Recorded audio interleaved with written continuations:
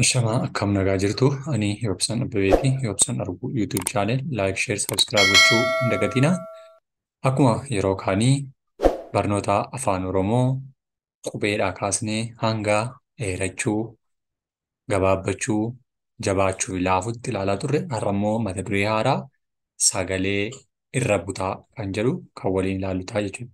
Sagalee irra butaa jechuun jalqabuma mata duree isaarraa gaafa kaanu jecha afaan Oromoo keessatti jidduu jechaatti maal ta'udha? Qubee dubbifamaan gosa adda addaa yookiin akaakuu garaagaraa lama walitti aananii yoo barreeffaman irra butaa jedhama jechuudha. Sababni isaa dubbifamaan afaan Oromoo keessatti gosa wal fakkaataa walitti aanee barraa'a yookaan wal adda ta'e kan walitti barraa'u yoo ta'e irra butaa jenna malee akkasa yeroo jabaatu qubeen dubbifamaan lama walitti aanee barraa'utti hin barraa'u jechuudha. Kanaaf qubee dubbifamaa gosa adda addaa yoo walitti aanu irra butaa jenneetu dubbisuu dandeenya yookiin immoo ilaaluu dandeenya jechuudha. Kanaaf egaa qubeen dubbifamaadha kan nuti jennu lama dubbifamaan lama gosa garaagaraa yeroo walitti aanee barraa'u yookiin walitti aananii dhufanii barraa'an qubee irra butaa jedhamaniitu dubbifamuu jechuudha. Fakkeenyaaf jilba kan jedhu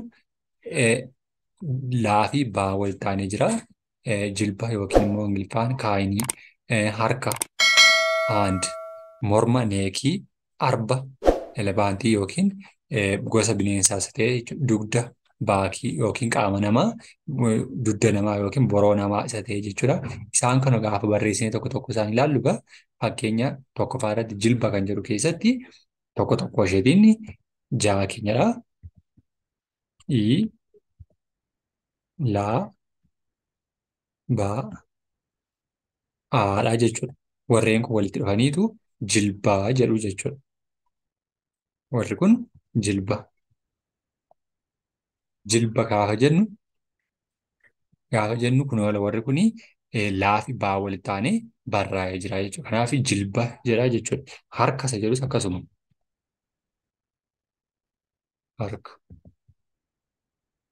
Harka yoo jennes kaafii wanni dhaanee jechuudha. Morma,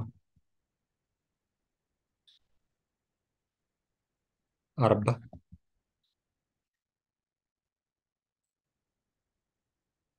dugda.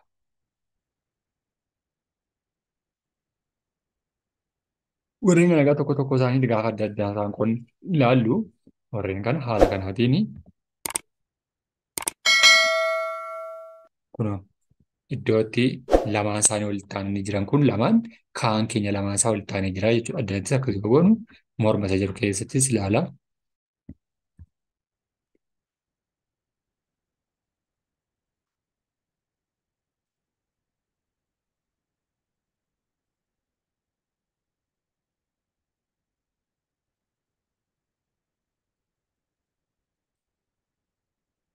Kunuunsi jechuudha. Warreen kun tokko tokko isaanii gaafa ilaallu egaa kaafiraa walitti aananii warreen galanii jiranii jechuudha. Harka isa jedhu kana harka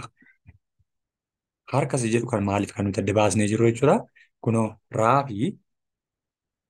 raaf kaan keenya walitti aananii dhufaniiru jechuudha. Morma isa jedhu keessattis akkasuma morma raafimaa arba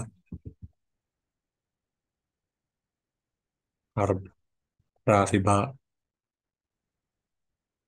dugda isa jedhu keessattis gaafidaa aan adda adda baasne kan nuti ilaalludha jechuudha. Warra kana jechuun qubee afaan Oromoo keessatti qubee irra butaa afaan Oromoo jedhamu jechuudha. Sababni isaanii dubbifamaa gosa adda addaa lamatu walitti aananii waan galanii jiraniif jechuudha.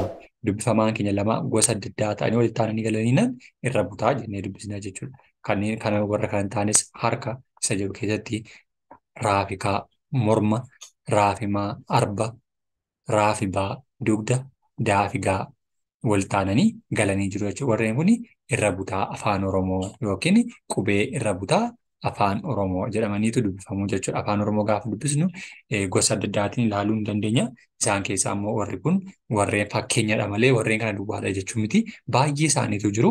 Garuu warri kun warra fakkeenya fudhannedha jechuudha. Yoo isinitti tole like, share, subscribe gochuu hin dagatinaa.